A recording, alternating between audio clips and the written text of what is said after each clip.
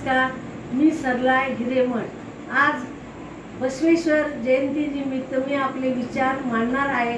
तर बसवेश्वराला माझा कोटी कोटी प्रणाम। तर आता आपण व्हिडिओ सुरू करूया। आज अक्षय तृतीया, जगत ज्योती महात्मा बसवेश्वर यांची जयंती म्हणजेच त्यांचा प्रगट दिन होय। तर जगत ज्योती बसवेश्वर हे 12व्या शतकात त्यांनी कर्म हाच धर्म अशी शिकवण दिली होती। तसेच 12व्या शतकात जाती व्यवस्थेला हद्दपार करणारा असा हा बसवेश्वर होता।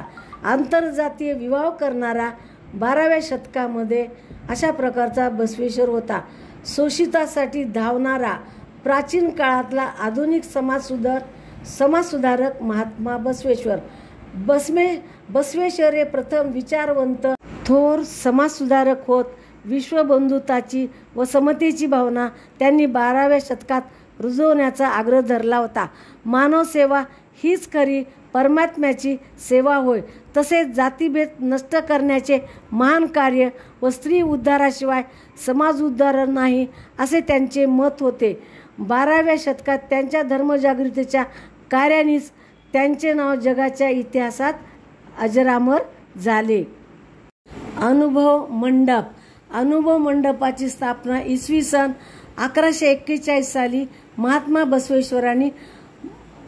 बसवेश्वरांनी कल्याण येथे केली व त्यामध्ये शरण शरणी या नावाने ओळखले जाणारे स्त्री पुरुष या धर्म परिषदेचे सदस्य होते। म्हणजेच आज आपण पाहू जी आज 21व्या शतकामध्ये आपण जी लोकशाही पाहतो त्या लोकशाहीचा बसवेश्वरांनी बसव कल्याणमध्ये अनुभव मंडप या ठिकाणी 770 सभासद होते।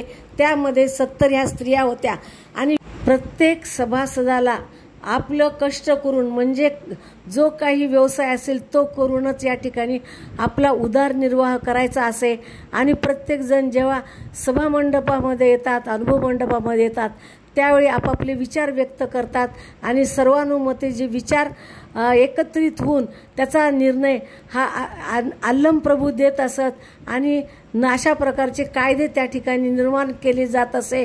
प्रत्येकच व्यक्तीचा म्हणजे ती अस्पृश्य असू, शूद्र असू, श्रीमंत असू, गरीब असू, राजा असू, प्रत्येकाला या ठिकाणी भाग घेता येत असे व त्यातूनच त्या समाज व्यवस्था कशा प्रकारचे योग्य तऱ्हेने चालेल असा निर्णय घेऊनच हे कार्य त्यांचं चालत असे। आयतखाऊपणावर त्यांचा फार विरोध होता। तसेच बसवेश्वर हे साम्यवादी विचारसरणीचे होते। म्हणजे आपण कष्ट करून जो काही मिळगत मिळवतो ती अतिरिक्त नको, कारण अतिरिक्त पैसा मिळवल्यानंतर आपण काही लोकांचं शोषण करतो असं त्यांचं मत होतं। फक्त आपल्याच उदरनिर्वाहापुरता पैसा कमवा असं त्यांचं मत होतं। तसेच त्यांनी दासोही प्रथा निर्माण केली होती। या ठिकाणी प्रत्येक व्यक्तीला आपला व्यवसाय करण्याचा स्वतंत्र अधिकार होता।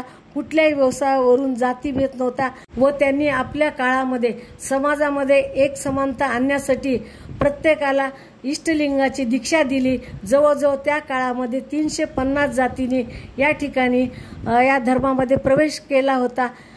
वर्णभेद, जातीभेद, स्त्री पुरुष भेद या ठिकाणी कोणत्याही गोष्टीला महत्त्व नव्हते।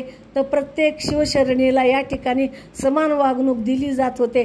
अशा प्रकारे समतेचा प्रसार करणारा, विश्वबंधुताची भावना देणारा अशा बसवेश्वराला माझा कोटी कोटी प्रणाम। याच बसवेश्वरांची कुडल संगम येथे फार मोठी समाधी आहे, तर ती प्रत्येकाने बघण्यासाठी अवश्य यावे। आणि या बसवेश्वरांनी जे काही आजच्या काळात देखील त्यांचे विचार फार उपयोगी आहेत। आंतरजाती विवाहाला त्यांनी प्रोत्साहन दिले व आणि तशा प्रकारची त्यांनी कृती देखील त्या काळात घडवून आणली होती। आणि अस्पृश्यासोबत भोजन घेणे ह्या सर्व गोष्टी ते स्वतः वैयक्तिक करत असत। आणि त्यामुळेच अशा बसवेश्वराला जो साम्यवादी विचार होता, समतावादी विचार होता, बसवेश्वरांना माझा कोटी कोटी प्रणाम व त्यांची समाधी ही कुडल संगम येथे आहे।